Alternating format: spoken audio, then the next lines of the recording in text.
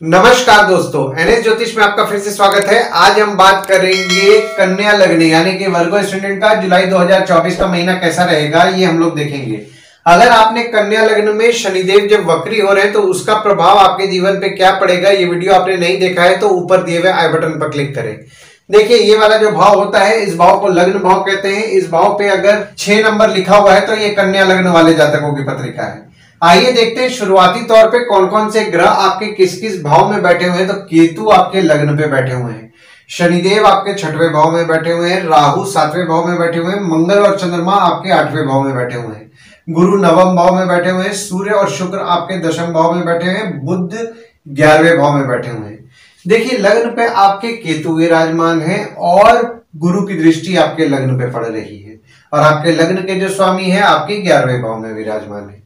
देखिए, केतु लग्न पे विराजमान है तो आपको ऑकल्ट चीजों में रुचि बढ़ाएंगे और गुरु की दृष्टि भी पड़ रही है आपके लग्न पे तो आपको ज्ञान की प्राप्ति होगी। पर यहाँ पे आपका थोड़ा बहुत वेट भी बढ़ सकता है, तो यहाँ पे आपको आपके वेट पे नियंत्रण रखना है। थोड़ा वॉकिंग कीजिए, एक्सरसाइज अगर करेंगे तो बेटर रहेगा।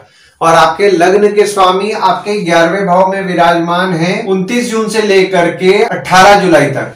तो 29 जून से 18 जुलाई तक आपके इनकम को लेकर के फोकस रहेगा और आप आपके इनकम को लेकर के चिंतन भी करेंगे। और वहीं जब आपके लग्न के स्वामी आपके 12वें भाव में 19 जुलाई से विराजमान हो रहे हैं तो यहाँ पे आपका खुद पर खर्च बढ़ेगा। दवाई बीमारी संबंधित आपका कुछ ना कुछ खर्च बढ़ सकता है। अगर आप विदेश जाने का प्रयास कर रहे हैं तो 19 जुलाई से आपके लिए अच्छा समय है।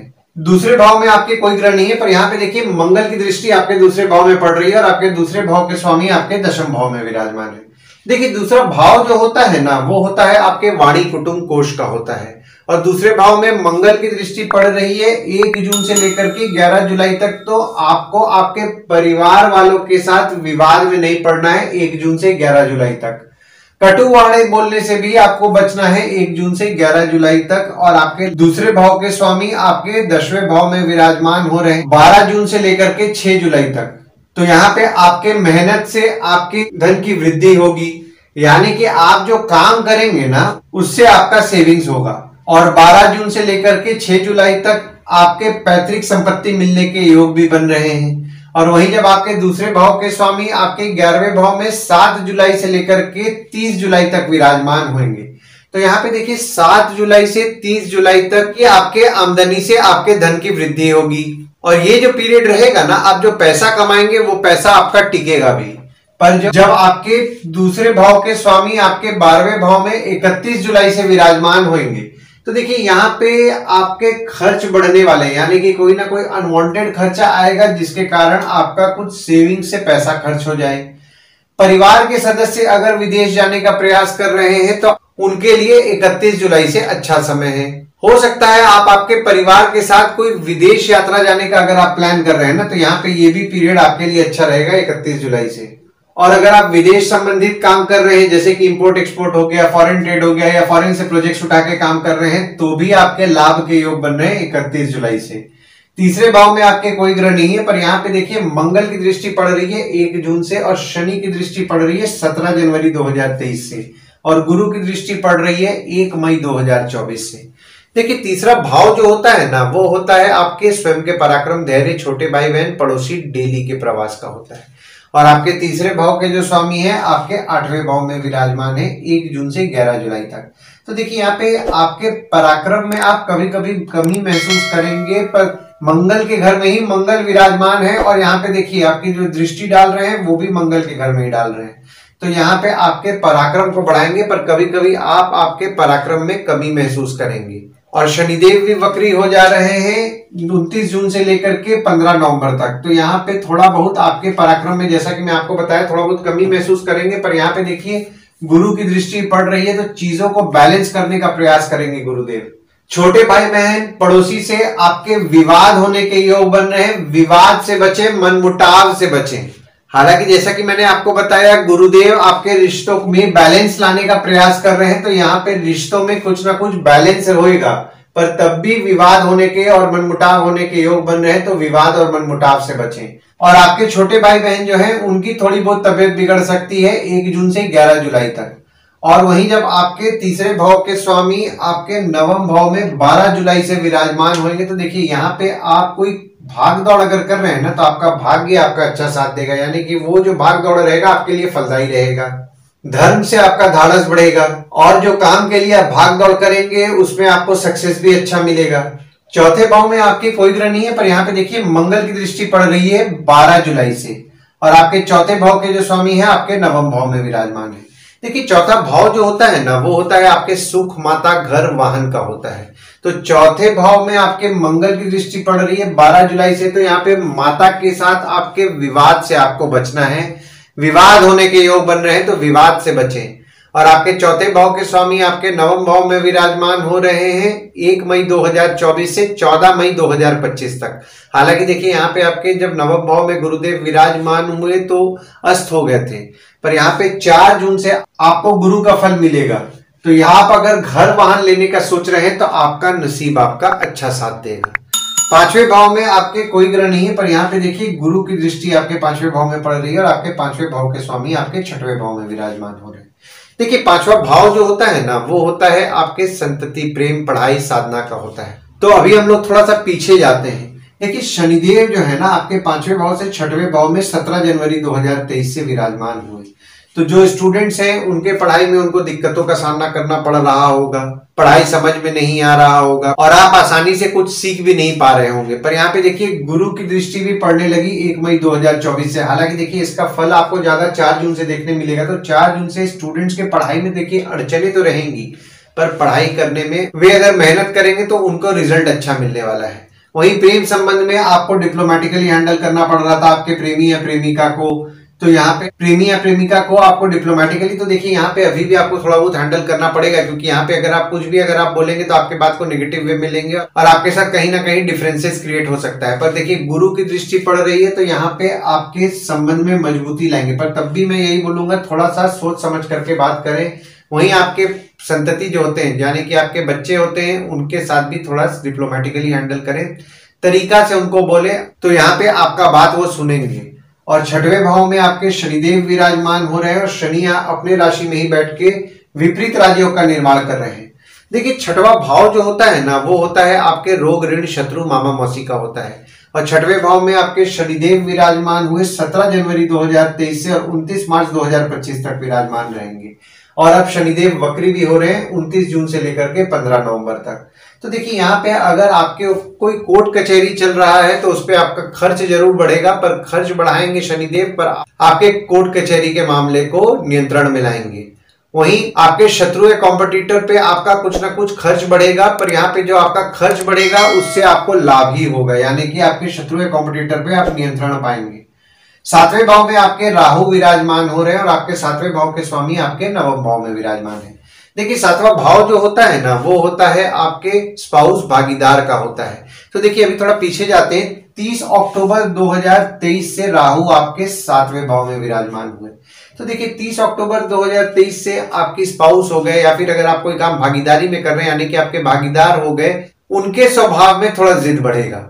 तो थोड़ा समझदारी से उनको अगर हैंडल करेंगे तो देखिए अच्छा है। देखिए क्योंकि राहु आपके सातवें भाव में विराजमान हुए तो उनके दिमाग को दौड़ाएंगे, यानी कि वे बहुत ही ज्यादा सोचेंगे कोई भी चीज को लेकर के, तो थोड़ा सोच करके बोले, क्योंकि आप जो भी बोलेंगे वे सोच में पड़ जाएंगे। और वहीं आपके सातवें भाव के स्वामी भी आपके नवम भाव में विराजमान हो रहे हैं। तो यहाँ पे देखिए गुरु द्वारा आपके पत्रिका में बहुत ही शुभ योग का निर्माण हो रहा है। अगर आपका काम कहीं अटक रहा है और आपको सलाह की जरूरत है तो आप आपके स्पाउस या भागीदार से अगर सलाह लेंगे ना तो आपके लिए फलदायी रहेगा। ये जो पीरियड है वे आपके लिए बहुत अच्छे सलाहकार रहेंगे और आप आपके स्पाउस या भागीदार के साथ तीर्थ यात्रा जाने का भी प्लान कर सकते हैं। कोई काम अगर आपका अटक रहा है ना तो यहाँ पे अगर आपकी स्पाउस आपके साथ काम कर रही है या आप भागीदारी में काम कर रहे हैं तो भागीदार को आप अपना काम करने के लिए अगर वो वाला काम जो आपका अटक रहा है भेजेंगे ना तो उससे आपको फायदा होगा। आठवें भाव में आपके मंगल विराजमान हो रहे हैं और चंद्रमा विराजमान है। हालांकि मंगल देखिए यहाँ पे 1 जून से 11 जुलाई तक ही विराजमान है और शनि की नीच की दृष्टि पड़ रही है। देखिए आठवां भाव जो होता है ना वो होता है आपके आयु, जीवन, मृत्यु, अचानक धन लाभ, ससुराल का होता है। तो 8वें भाव में आपके मंगल विराजमान है 1 जून से 11 जुलाई तक। तो यहाँ पे आपको चोट पाट लग सकता है 1 जून से 11 जुलाई तक, तो थोड़ा संभल करके रहें। और आपके ससुराल वालों की भी थोड़ी बहुत तबियत बिगड़ सकती है 1 जून से 11 जुलाई तक। और चंद्रमा जो विराजमान हो रहे हैं वे 1, 27, 28 और 29 तारीख को आपके 8वें भाव में विराजमान हो रहे हैं और आपके 11वें भाव के स्वामी है। देखिए 11वें भाव के स्वामी हैं आपके 8वें भाव में विराजमान हो रहे हैं 1, 27, 28 और 29 तारीख को। तो अगर आपके बड़े भाई बहन है थोड़ी बहुत तबियत बिगड़ सकती है, आमदनी में आपके अड़चनों का सामना करना पड़ सकता है। और शनि की दृष्टि भी पड़ रही है आपके 8वें भाव में, और शनि तो अब वक्री हो रहे हैं 29 जून से लेकर के 15 नवंबर तक। तो 29 जून से 15 नवंबर तक देखिए शनिदेव की जो दृष्टि पड़ रही है आपके आयु के लिए तो शुभ फल देंगे, पर आपके ससुराल वाले जो हो गए ना उनसे मनमुटाव होने के योग बने हुए हैं 17 जनवरी 2023 से। और अब शनिदेव जब वक्री रहेंगे तो यहाँ पे मनमुटाव बढ़ सकता है, तो इस चीज का ध्यान दीजिए। और मंगल भी मंगल के घर में विराजमान है 1 जून से 11 जुलाई तक, तो विवाद होने के योग बन रहे हैं। ऐसे भी देखिए आपके जो ससुराल वाले होते हैं ना थोड़ा स्वभाव में एग्रेसिव होते हैं, तो यहाँ पे विवाद के योग बन रहे हैं, विवाद से बचें। नवम भाव में आपके गुरु विराजमान है और मंगल 12 जुलाई को विराजमान होंगे, और आपके नवम भाव के स्वामी आपके दशम भाव में विराजमान है। देखिए नवम भाव जो होता है ना वो होता है आपके भाग्य, धर्म, जीजा, साली, साला, छोटे भाई के स्पाउस का होता है। तो नवम भाव में आपके गुरुदेव विराजमान है तो शुभ फल ही प्रदान करेंगे, यानी कि आपके भाग्य को तो निश्चित तौर पर बढ़ाएंगे। और मंगल भी विराजमान हो रहे हैं 12 जुलाई से। तो यहाँ पे देखिए आपके ससुराल वाले आपके लिए लकी रहेंगे, पर कभी कभी आप आपके नसीब में कमी महसूस करेंगे।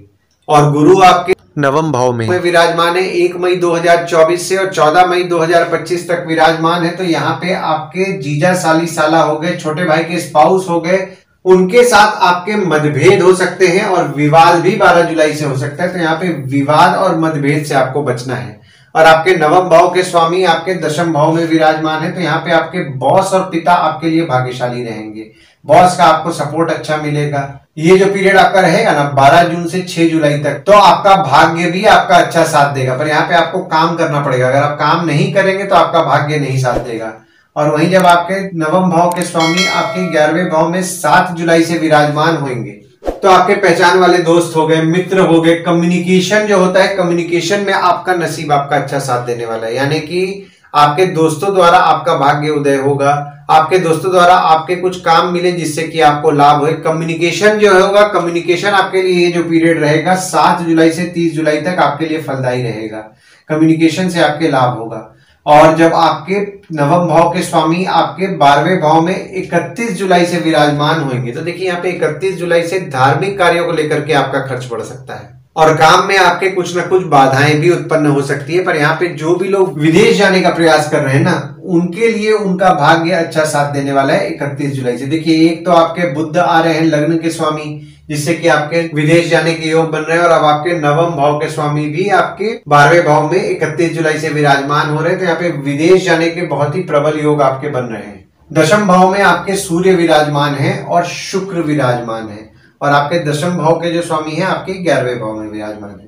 देखिए दशम भाव जो होता है ना वो होता है आपके बॉस, पिता, काम, ऑफिस का होता है। तो 14 जून से 15 जुलाई तक आपके काम को लेकर के आपका कुछ ना कुछ खर्च हो रहा होगा, ऑफिस में आपके खर्च हो रहा होगा। पर अगर आप सरकारी काम करने का प्रयास कर रहे हैं तो आपके लिए 14 जून से 15 जुलाई तक फेवरेबल समय है। और कोशिश कीजिए कि अगर आपके कोई काम अटक रहा है ना, तो आप अगर लेडीज की मदद लेंगे ना तो आपके लिए ये जो पीरियड रहेगा ना, खासकर 12 जून से लेकर के 6 जुलाई तक आपके लिए अच्छा फलदायी रहने वाला है। और आपके दशम भाव के स्वामी आपके 11वें भाव में विराजमान हैं 29 जून से लेकर के 18 जुलाई तक। तो देखिए यहाँ पे 29 जून से 18 जुलाई तक अगर आप पैसा लगा के काम बढ़ाने का सोच रहे हैं तो आपको उससे लाभ होगा। कम्युनिकेशन द्वारा भी आप काम करने का सोच रहे हैं, उससे भी आपको लाभ होगा। अगर आपके बड़े भाई बहन द्वारा भी अगर आप काम करने का प्रयास कर रहे हैं, दोस्त द्वारा काम करने का प्रयास कर रहे हैं, तो उससे भी आपको अच्छा लाभ होगा। और 11वें भाव में आपके शुक्र विराजमान हो रहे 7 जुलाई से, और सूर्य विराजमान हो रहे 16 जुलाई से, और बुध भी विराजमान है और मंगल की दृष्टि पड़ रही है। देखिए 11वां भाव जो होता है ना वो होता है आपके इनकम, यानी कि आय, दोस्त, पहचान के लोग, कम्युनिकेशन, बड़े भाई बहन का होता है। तो 11वें भाव में आपके मंगल की दृष्टि पड़ रही है 1 जून से 11 जुलाई तक। तो देखिए यहाँ पे आपका पैसा अगर फंसेगा ना तो आपको एग्रेसिव नहीं होना है 1 जून से 11 जुलाई के बीच में। अगर आप एग्रेसिव होंगे तो विवाद हो सकता है। और अगर आपने अपना कोई काम अपने मित्र या जान पहचान के लोगों को बोला हुआ है, मतलब कि कम्युनिकेशन के थ्रू आप कोई काम करने का प्रयास कर रहे हैं, तो यहाँ पे आपके काम तो होंगे, पर यहाँ पे आपके दोस्त के साथ विवाद से बचना है। विवाद से बचे। अगर वो आपके काम को थोड़ा अगर रुक रहा है, किसी वजह से भी नहीं हो रहा, अटक रहा है, तो उस चीज पे आपको एग्रेसिव नहीं होना है। बिजनेस करते हैं, पैसा आपका फंसेगा तो विवाद नहीं करना है। एकदम समझदारी से, एकदम शांति से पैसा निकालने का प्रयास करेंगे तो आपके लिए अच्छा रहेगा। और शुक्र भी देखिए यहाँ पे आपके 11वें भाव में 7 जुलाई से विराजमान हो रहे हैं। तो 7 जुलाई से अगर पैसा आपका फंस रहा है, तो लेडीज अगर कोई है ना जिसके थ्रू आपका पैसा अगर निकल सकता है, तो लेडीज को अगर आप इन्वॉल्व करेंगे तो आपके लिए बेनिफिशियल रहेगा। और यहाँ पे आपके 9वें भाव के स्वामी भी हैं शुक्र, तो आपका पैसा तो आपका नसीब निश्चित तौर पर साथ देना है निकलने के लिए। और सूर्य भी देखिए यहाँ पे आपके 11वें भाव में 16 जुलाई से विराजमान हो रहे हैं। तो देखिए आपके सूर्य विराजमान हो रहे हैं और 12वें भाव के स्वामी 11वें भाव में विराजमान हो रहे हैं। तो पहला चीज तो ये है कि जो भी आप सरकार द्वारा आप काम किए हैं, तो यहाँ पे आपके लाभ के योग बन रहे हैं सरकार से। कोई पैसा आपका सरकारी जगह फंसा पड़ा है तो उनसे आपको लाभ होगा। और सूर्य आपके 12वें भाव के भी स्वामी है, जो कि आपके 11वें भाव में विराजमान है। तो अगर आपका कोई पैसा फंसा पड़ा है, तो यहाँ पे आपका पैसा आप कुछ लगाएंगे, यानी कि पैसा आप कुछ खर्च करेंगे तो आपका पैसा निकल सकता है। ये जो पीरियड है ना, कोई पैसा आपका बहुत दिन से फंसा हुआ है, जो कि पैसा आपका नहीं निकल रहा है और खर्चा करके पैसा निकलने वाला है, तो ये वाला पीरियड आपके लिए अच्छा रहने वाला है 7 जुलाई से 30 जुलाई के बीच में। और आप जहां भी पैसा लगाएंगे उससे आपको लाभ होगा। विदेश से आपके लाभ के योग बन रहे हैं, यानी कि अगर आप इंपोर्ट एक्सपोर्ट का काम कर रहे हैं, फॉरेन ट्रेड का काम कर रहे हैं, या फॉरेन से प्रोजेक्ट्स उठा रहे हैं, कोई भी विदेश संबंधित काम कर रहे हैं, आपके लाभ के योग बन रहे हैं। और बुध भी आपके 11वें भाव में विराजमान है। तो यहाँ पे देखिए बुध आपके 11वें भाव में विराजमान है और बुध आपके लग्न के स्वामी है और आपके 10वें भाव के स्वामी है। तो जैसा कि मैंने आपको बताया, आपका फोकस आपके पैसे को लेकर के, यानी कि आपकी इनकम को लेकर के रहेगा 29 जून से लेकर के 18 जुलाई तक। और अगर आप ये पीरियड में पैसा लगा के काम बढ़ाना चाह रहे हैं तो भी आपके लिए अच्छा फलदायी रहने वाला है। पर यहाँ पे देखिए बुध चंद्रमा के घर में विराजमान है और बुध चंद्रमा को अपना शत्रु मानते हैं। हालांकि देखिए चंद्रमा बुध को अपना शत्रु नहीं मानते हैं। तो यहाँ पे 7 और 8 तारीख को जब चंद्रमा आपके 11वें भाव में विराजमान होंगे, तो इस दिन आपको संभल के रहना है कि अपने बड़े भाई बहन दोस्त पहचान के लोग से विवाद से बचना है। कहीं पैसा आपका अटका हुआ है तो उनसे विवाद से बचें। पर यहाँ पे देखिए जब चंद्रमा आपके 7 और 8 तारीख को विराजमान होंगे आपके 11वें भाव में, तो बहुत ही शुभ योग का निर्माण करेंगे। देखिए यहाँ पे कम्युनिकेशन से एक तरफ आपको फायदा कराएंगे, दोस्त पहचान के लोग से आपको लाभ कराएंगे, पर यहाँ पे हो सकता है कि आपके एग्रेसिव होने के कारण विवाद भी हो सकता है। तो विवाद से बस आप बचे, पर यहाँ पे आपका काम निश्चित तौर पर हो जाएगा। 12वें भाव में आपके बुध विराजमान हो रहे हैं 19 जुलाई से, शुक्र विराजमान हो रहे हैं 31 जुलाई से, और शनि की दृष्टि पड़ रही है और मंगल की दृष्टि पड़ रही है 12 जुलाई से। और आपके 12वें भाव के स्वामी आपके 10वें भाव में विराजमान है। देखिए 12वां भाव जो होता है ना, वो होता है आपके खर्च, जेल, फॉरेन, हॉस्पिटल, मोक्ष का होता है। तो 12वें भाव में आपके बुध विराजमान हो रहे हैं और आपके 10वें भाव के स्वामी है बुध, जो कि आपके 12वें भाव में 19 जुलाई से विराजमान हो रहे हैं। तो यहाँ पे आपके बॉस, पिता को लेकर के आपका खर्च बढ़ेगा, काम को लेकर के आपका कुछ ना कुछ खर्च बढ़ सकता है। जो भी लोग विदेश जाने का प्रयास कर रहे हैं अपने जॉब में, उनके लिए 19 जुलाई से फेवरेबल समय रहेगा। कम्युनिकेशन डिवाइसेस को लेकर के आपका खर्च बढ़ेगा। हो सकता है आप कोई सेमिनार में जाएं 19 जुलाई के बाद तो आपका खर्च बढ़े, या फिर बुक्स को लेकर के कुछ ना कुछ आपका खर्च बढ़ सकता है। और जो शुक्र विराजमान हो रहे हैं 31 जुलाई को, वे आपके दूसरे भाव के स्वामी हैं और 9वें भाव के स्वामी हैं, जो कि आपके 12वें भाव में 31 जुलाई को विराजमान हो रहे हैं। देखिए लेडीज को लेकर के यहाँ पे आपका 31 जुलाई से खर्च बढ़ेगा। आपकी स्पाउस को लेकर के आपका कुछ ना कुछ खर्च बढ़ सकता है। धार्मिक कार्यों को लेकर के आपका कुछ ना कुछ खर्च बढ़ेगा। आपके खुद के खर्चे बढ़ेंगे। खुद के खर्चों पे आपको नियंत्रण रखने का प्रयास करेंगे, क्योंकि यहाँ पे देखिए शनिदेव भी वक्री हो रहे हैं और शनिदेव की दृष्टि पड़ रही है। तो खर्चा कम करने का प्रयास करेंगे, पर यहाँ पे आपका कुछ ना कुछ खर्चा होगा। और मंगल की दृष्टि भी पड़ रही है 12 जुलाई से, तो किसी भी विवाद से बचें। देखिए मंगल शनि दोनों की दृष्टि पड़ रही है, विवाद से बचें। कोई कानूनी मामला अगर हो रहा है तो आप अपने एंड से ही सॉल्व करने का प्रयास करें, बात को खींचे ना, और आप अपनी चीजों को अपने एंड से ही सॉल्व करें। आइए गुड डेट्स और बैड डेट्स के बारे में बात कर लेते हैं। तो गुड डेट्स वो डेट्स हो जाते हैं जिस दिन अगर आप कोई नया काम शुरू करना चाह रहे हैं, कोई कंपनी में आपके एग्रीमेंट हो रहा है, कोई कंपनी में आपके ज्वाइनिंग हो रहा है, या फिर अगर आप बाहर जाने का प्लान कर रहे हैं, कोई भी अच्छा काम करना चाह रहे हैं, तो इस डेट्स को आप कंसिडर कर सकते हैं। तो डेट्स हो जाते हैं 2 तारीख, 3 तारीख, 7 तारीख, 8 तारीख, 12 तारीख, 13 तारीख, 21 तारीख, 22 तारीख, 30 तारीख और 31 तारीख। वही बैड डेट्स में अगर आप कहीं बाहर जाने का प्लान कर रहे हैं, कोई कंपनी में आपके एग्रीमेंट हो रहा है, कोई कंपनी में आपके ज्वाइनिंग हो रहा है, या फिर अगर आप कोई नया सामान खरीदना चाह रहे हैं, कोई भी अच्छा काम करना चाह रहे हैं, तो इस डेट्स को आप अवॉइड कीजिए। तो डेट्स हो जाते हैं 1 तारीख, 9 से 11 तारीख, 14 से 16 तारीख, 23 तारीख, 24 तारीख, 27 से 29 तारीख। इस डेट्स को आप कहीं लिख के रख लीजिए ताकि आपके ध्यान में रहे। और उपाय में आपको देवी की पूजा नियम पूर्वक करनी है।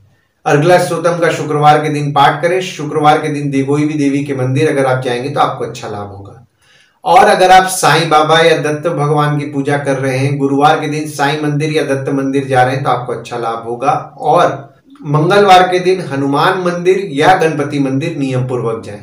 हनुमान चालीसा, बजरंग बाण, सुंदरकांड का पाठ करें। ओम गणपते नमः का जाप अगर आप करेंगे तो आपको अच्छा लाभ होगा। आशा करता हूं इस वीडियो में दी हुई जानकारी आपको पसंद आई होगी। अगर आप हमें YouTube पे देख रहे हो और ये वीडियो आपको पसंद आया हो तो इस वीडियो को लाइक कीजिए, चैनल को सब्सक्राइब कीजिए, नोटिफिकेशन बेल जरूर दबाइए। और अगर आप हमें फेसबुक पेज पे देख रहे हैं तो फेसबुक पेज को लाइक कीजिए और फॉलो कीजिए। धन्यवाद दोस्तों, कल फिर मिलेंगे एक नए वीडियो के साथ।